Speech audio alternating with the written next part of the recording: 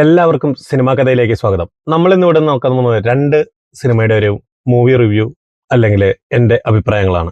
ഒന്ന് മലയാളത്തിൽ ഇന്നലെ ഇറങ്ങിയ മിറാഷ് എന്ന് പറയുന്ന സിനിമയെ കുറിച്ചിട്ടും ഒന്ന് വിജയ് ആന്റണി നായകനായ ശക്തി തിരുമകൻ എന്ന സിനിമയെ കുറിച്ചിട്ടുമാണ് നമ്മൾ ഇന്നിവിടെ സംസാരിക്കാൻ പോകുന്നത്.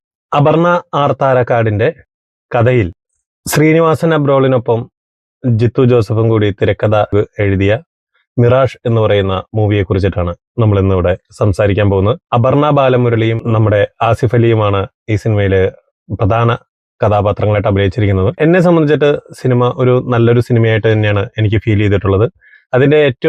എനിക്ക് ഇതിലെ ഏറ്റവും ഇഷ്ടപ്പെട്ടത് കഥയും തിരക്കഥയും തന്നെയാണ്. ഇതിന്റെ ഏറ്റവും ഹൈ ലെവൽ എന്ന് പറയുന്നത്. എന്നിരുന്നാൽ തന്നെയും കുറച്ച് ഭാഗങ്ങളൊക്കെ എനിക്ക് തീരെ പറ്റാത്തൊരു സിറ്റുവേഷൻ ഉണ്ടായിട്ടുണ്ട്. അത് എന്താന്ന് വെച്ച് കഴിഞ്ഞ് കഴിഞ്ഞാല് മ്യൂസിക് ഒരു സ്ഥലങ്ങളിലൊക്കെ നന്നായിരുന്നു എന്നുണ്ടെങ്കിലും ചില സ്ഥലങ്ങളിൽ സിനിമ ഒരു വഴിക്ക് അതേപോലെ മ്യൂസിക് വേറൊരു വഴിക്ക് എന്നുള്ളൊരു ഫീലിംഗ് ഒക്കെ തോന്നിയിരുന്നു. പക്ഷെ എന്നിരുന്നാൽ കൂടിയും ആ പടത്തിന്റെ കഥ അത് നമ്മളെ ശരിക്കും പിടിച്ചിരുത്തുന്നുണ്ട്. എസ്പെഷ്യലി എന്താ പറയാ, നമ്മുടെ ആ ക്ലൈമാക്സ് ഒക്കെ ഗംഭീരമായിട്ടുണ്ട്. കാരണം ഞാൻ വിചാരിച്ചതിന്റെ നേരെ ഓപ്പോസിറ്റ് സൈഡിലേക്കൊക്കെയാണ് ആ ക്ലൈമാക്സ് പോയത്. അതുകൊണ്ട് തന്നെ ആയിരിക്കാം എനിക്ക് ഭയങ്കരമായിട്ട് ഇഷ്ടമായി. പിന്നെ ഒരു ചെറിയൊരു സംഭവം എന്താന്ന് വെച്ച് കഴിഞ്ഞ് കഴിഞ്ഞാല് ഇത് ഫസ്റ്റ് ഹാഫ് എനിക്ക് ചെറുതായിട്ടൊരു സ്ലോ പോലെയൊക്കെ ഫീൽ ചെയ്തിരുന്നു. അതിൽ ഇന്റർവൽ പോർഷനോടുകൂടി അനുബന്ധിച്ച് വന്നിട്ടുള്ള ഒരു ട്വിസ്റ്റും നമുക്കൊരു പ്രഡിക്റ്റബിൾ ആകുന്ന ഒരു സംഭവം, ഇത് നമുക്കൊക്കെ അറിയാവുന്നത് തന്നെയാണ് എന്നുള്ളൊരു രീതിയിൽ തന്നെയായിരുന്നു. പക്ഷെ അതിനുശേഷം സെക്കൻഡ് ഹാഫിലേക്ക് വന്നതിന് ശേഷമാണ് ഈ പടത്തിന്റെ യഥാർത്ഥ ട്വിസ്റ്റുകളൊക്കെ വരുന്നത്. നമ്മളെയൊക്കെ നമ്മൾ പ്രതീക്ഷിക്കുന്നതിലും അങ്ങേപ്പുറത്താണ് ഓരോ കാര്യങ്ങൾ എഴുതി വെച്ചിരിക്കുന്നത്. എന്തായാലും അടിപൊളിയായിട്ടുള്ള തിരക്കഥ, മേക്കിംഗ് കുറച്ചും കൂടി ഒന്ന് ശ്രദ്ധിക്കാമായിരുന്നു എന്നുള്ളത് തന്നെയാണ് എന്റെ അഭിപ്രായം. നല്ലൊരു ത്രില്ലർ മൂവി തന്നെയാണ് മിറാഷ് എന്ന് പറയുന്നത്. തീർച്ചയായിട്ടും ഒരു തിയേറ്ററിൽ നിന്ന് തന്നെ കണ്ടിരിക്കേണ്ട ഒരു സംഭവമാണ്. പ്രധാനമായിട്ടും അഭിനന്ദിക്കേണ്ടത് ആസിഫ് അലിനെയാണ്. ചാനെ പൊളിച്ചു, ഒന്നും പറയാനില്ല. നിങ്ങളുടെ സ്റ്റോറി സെലക്ഷൻ ഒക്കെ ഇപ്പോൾ അതിഗംഭീരമായിട്ട് തന്നെ നടക്കുന്നുണ്ട്. ഞാൻ പറഞ്ഞ എന്റെ വ്യക്തിപരമായിട്ടുള്ള അഭിപ്രായമാണ്. നിങ്ങൾ ഈ സിനിമ കണ്ടിട്ടുള്ളവരാണെങ്കിൽ നിങ്ങളുടെ അഭിപ്രായങ്ങൾ പറയാം. ഞാൻ പറഞ്ഞല്ലോ, ഈ സിനിമയെ പറ്റിയിട്ട് ഇനി എന്നോട് ഈ സിനിമ കാണണോ വേണ്ടയോ എന്ന് ചോദിക്കുകയാണെന്നുണ്ടെങ്കിൽ ഞാൻ എന്റെ അഭിപ്രായം പറയാം. തീർച്ചയായിട്ടും കണ്ടിരിക്കേണ്ടതായിട്ടുള്ള ഒരു സിനിമ തന്നെയാണ് മിറാഷ് എന്ന് പറയുന്ന ഒരു പടം. കാരണം അതിന്റെ തിരക്കഥയും കഥയും ഒക്കെ അപാരമാണ്, അടിപൊളിയാണ്, സൂപ്പറായിട്ടാണ് എനിക്ക് പേഴ്സണലി ഫീൽ ചെയ്തിട്ടുള്ളത്. അപ്പോൾ എന്റെ അഭിപ്രായത്തിൽ മസ്റ്റ് വാച്ച് ആയിട്ടുള്ള ഒരു മൂവിയാണ് മിറാഷ് എന്ന് പറയുന്ന സിനിമ. മിറാഷ് കണ്ടത് ഞാൻ ഇന്നലെ തന്നെ കണ്ടിരുന്നു. ആക്ച്വലി എനിക്ക് ഇന്നലെ വേറെ കുറച്ച് തിരക്കായതുകൊണ്ട് ഇന്നലെ എനിക്കത് പോസ്റ്റ് ചെയ്യാൻ പറ്റിയിട്ടുണ്ടായിരുന്നില്ല. ഇന്ന് ഞാൻ ശക്തി തിരുമകൻ എന്ന് പറയുന്ന സിനിമയും കൂടി കണ്ടു. നമുക്ക് അതിന്റെയും കൂടി ഒന്ന് ജസ്റ്റ് ഒന്ന് റിവ്യൂയിലേക്ക് ഒന്ന് വരാം. വിജയ് ആന്റണി നിർമ്മിച്ച് അരുൺ പ്രഭു രചനയും സംവിധാനവും നിർവഹിച്ച സിനിമയാണ് ശക്തി തിരുമകൻ. എന്റെ മോനെ, ഇതിന്റെ സംഗീത സംവിധാനം കൂടി വിജയ് ആന്റണി തന്നെയാ തോന്നുന്നു. പുള്ളിയുടെ 25ാമത്തെ സിനിമയാണ് ശക്തി തിരുമകൻ. എന്റെ മോനെ, എമ്മാതിരി പടം.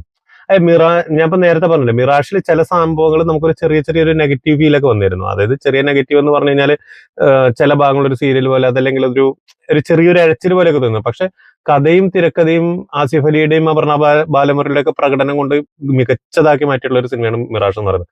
പക്ഷെ ഇതിൽ ശക്തി തിരുമകനിൽ എത്തിക്കഴിഞ്ഞു കഴിഞ്ഞാല് എന്താ പറയാ, ഒരു എമ്മാതിരി സ്ക്രീൻ പ്ലേ, ഇങ്ങനെ പട്ടാന്ന് പറഞ്ഞിട്ട് ഇങ്ങനെ മാറുകയാണ് സംഭവം. നമ്മൾ ഫസ്റ്റ് ഹാഫൊക്കെ ഇങ്ങനെ കഴിഞ്ഞു കൊടുത്തുമ്പോ എന്റെ മോനെ, ഇത് എങ്ങനെ ചിന്തിക്കാൻ പറ്റുള്ളൂ എന്നുള്ള രീതിയിലാണ്. പിന്നെ സെക്കൻഡ് ഹാഫ് തുടങ്ങുമ്പോൾ നമ്മളിപ്പോഴും ഫസ്റ്റ് ഹാഫ് കഴിയുമ്പോൾ ആ ഒരു രീതിയിൽ നിന്നിട്ട് സെക്കൻഡ് ഹാഫ് ഇത് എങ്ങനെ കൊണ്ടെത്തിക്കും എന്നുള്ളൊരു രീതിയിലേക്കൊക്കെ ചിന്തിക്കുമല്ലോ.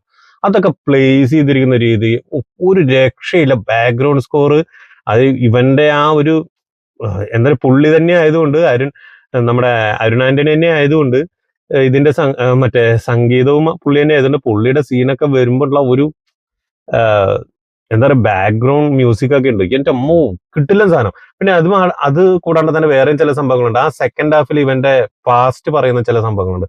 ആ സമയത്ത് കൊടുത്തിരിക്കുന്ന ഒരു മ്യൂസിക്, ഒരു കോമഡി എലമെന്റ്സ് പോലെയൊക്കെ കൊടുത്തു വെച്ചിട്ടുള്ള ഒരു മ്യൂസിക്, അതിങ്ങനെ പതുക്കെ ആ ഒരു വിഷയം ഡെപ്തിലേക്ക് വരുമ്പോഴത്തേക്കും, അതായത് അവന്റെ കുട്ടിക്കാലം കാണിച്ചുകൊണ്ടിരിക്കുന്ന സംഭവം ഒരു കോമഡി മ്യൂസിക് പോലെ ഇങ്ങനെ വന്നിട്ട് അവൻ ആ സീരിയസ് ആയിട്ടുള്ള ഒരു ക്യാരക്ടറിലേക്ക് മാറുമ്പോഴത്തേക്കും ആ ഒരു മ്യൂസിക്കിന്റെ ഒരു വ്യത്യാസമുണ്ട്. അതൊന്നും പറയാൻ വയ്യ, കിടിലൻ സംഭവം. ശരിക്കും ഈ സിനിമ എനിക്ക് പല സിനിമകളായിട്ടും കുറച്ചൊരു കണക്ഷൻ തോന്നിയായിരുന്നു. നമ്മുടെ ജെന്റിൽമാൻ, പിന്നെ കാർത്തിക് അഭിനയിച്ചിട്ടുള്ള മറ്റേ ഒരു ശകുനി എന്ന് പറഞ്ഞിട്ടുള്ള ഒരു സിനിമയിലെ ഏകദേശം ഈ രണ്ടെണ്ണത്തിന്റെ ഒക്കെ ഒരു പ്ലോട്ട് ക്ലബ് ചെയ്ത പോലെയൊക്കെ ഒരു ഫീൽ ഉണ്ട്. പക്ഷെ അതിൽ പറഞ്ഞിരിക്കുന്ന സംഭവങ്ങൾ ഒരു രക്ഷയില്ല. പൊളിറ്റിക്കൽ പടം തന്നെയാണ് എടുത്തിരിക്കുന്നത്. അപ്പൊ പിന്നെ ഉറപ്പായിട്ടും നമുക്ക് ഈ ഒരു 2 സിനിമകളിന്റെ കാര്യങ്ങളൊക്കെ അതിൽ കൂടെ വരും. ഒരു പൊളിറ്റിക്കൽ കിങ് മേക്കറിന്റെയും അതേപോലെ തന്നെ ചില അനീതികൾക്കെതിരെ നിൽക്കുന്ന ഒരു സംഭവങ്ങളൊക്കെയാണ്. സ്പോയിലർ ഒന്നും 2 സിനിമയെ പറ്റിയിട്ട് എനിക്ക് പറയാൻ താല്പര്യമില്ല. അതുകൊണ്ടാണ് ഞാൻ അതിനെപ്പറ്റി ഡീറ്റെയിൽസ് ആയിട്ടൊന്നും പറയുന്നത്. മക്കളെ, ഇത് പക്ക തിയേറ്റർ സ്റ്റഫാണ്. ക്ലൈമാക്സിൽ ചെറിയൊരു ഇല്ലോജിക്കൽ സീൻസ് ഒക്കെ ഇല്ലെന്ന് വെച്ച് കഴിഞ്ഞാൽ ഉണ്ട്. ഇല്ലോജിക്കൽ സീനുകളൊക്കെ ഉണ്ട്. അതിലൊന്നും ഒരു വ്യത്യസ്ത അഭിപ്രായമൊന്നും എനിക്കുമില്ല.